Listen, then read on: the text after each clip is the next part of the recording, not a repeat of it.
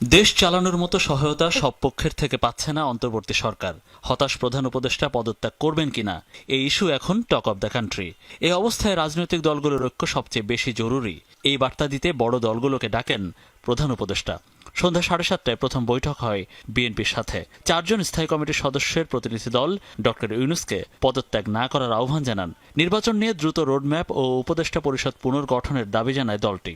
পরে আলোচনার বিষয়বস্তু ও দলের দাবিগুলো গণমাধ্যমে তুলে ধরেন বিএনপি নেতারা। বিএনপি কখনই প্রধান উপদেষ্টার পদত্যাগ চায়নি, বরঞ্চ প্রথম দিন থেকেই এই সরকারকে সর্বাত্মক সহযোগিতা করে আসছে।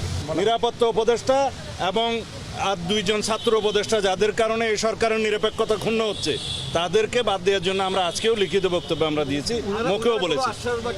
সেই আশ্বাস ওনারা দেখবেন, আমরা আমাদের বক্তব্য দিয়েছি। এরপর প্রধান উপদেষ্টা বৈঠক করেন জামাত ইসলামের সাথে। তাদের প্রতিনিধি ছিলেন মাত্র 2 জন। বৈঠক শেষে সাংবাদিকদের দলীয় প্রধান জানান, কিছু কিছু কারণে প্রধান উপদেষ্টা পদত্যাগ করতে চেয়েছেন, তবে সংকট এখন কেটে গেছে। এই প্রথম সরকারের কাছে নির্বাচন নিয়ে সুনির্দিষ্ট রোডম্যাপ জানতে চেয়েছে জামাত।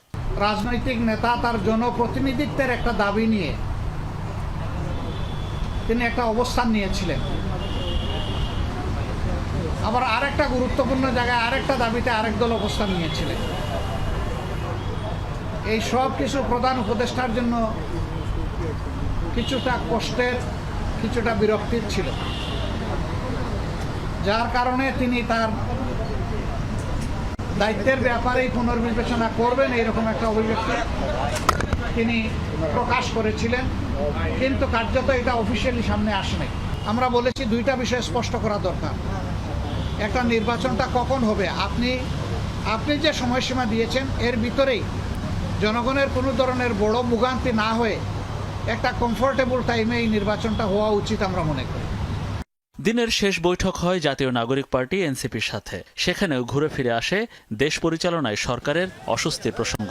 এনসিপির চাওয়া পদত্যাগ করবেন না প্রধান উপদেষ্টা, বিচার ও মৌলিক সংস্কার শেষ করে প্রতিশ্রুতি মতো নির্বাচন দেবে সরকার। শুধু ডক্টর মোহাম্মদ ইউনূস বা এই সরকার নয়, সেই সময় যারা আমরা আন্দোলন করেছিলাম, ফ্যাসিবাদ বিরোধী রাজনৈতিক দলের নেতৃবৃন্দ সকলেই কিন্তু সেই প্রতিশ্রুতি জনগণের কাছে ব্যক্ত করেছি যে একটা নতুন বাংলাদেশ এবং সেটি সংস্কারের মধ্য দিয়ে নতুন বাংলাদেশ পাওয়া সম্ভব। সেই নতুন বাংলাদেশের প্রতিশ্রুতি থেকে কোনো পক্ষ সরে আসছে বলে ডক্টর মোহাম্মদ ইউনূসের মনে হচ্ছে এবং ওনাকে চাপ প্রয়োগ করে বিভিন্ন দাবি আদায়ের চেষ্টা চলছে। এর ফলে আসলে এইভাবে ওনার পক্ষে কাজ করা সম্ভব নয় এবং সংস্কার বা পরিবর্তন আনা সম্ভব নয়। তো সেই জায়গাতে উনি হতাশা ব্যক্ত করেছেন।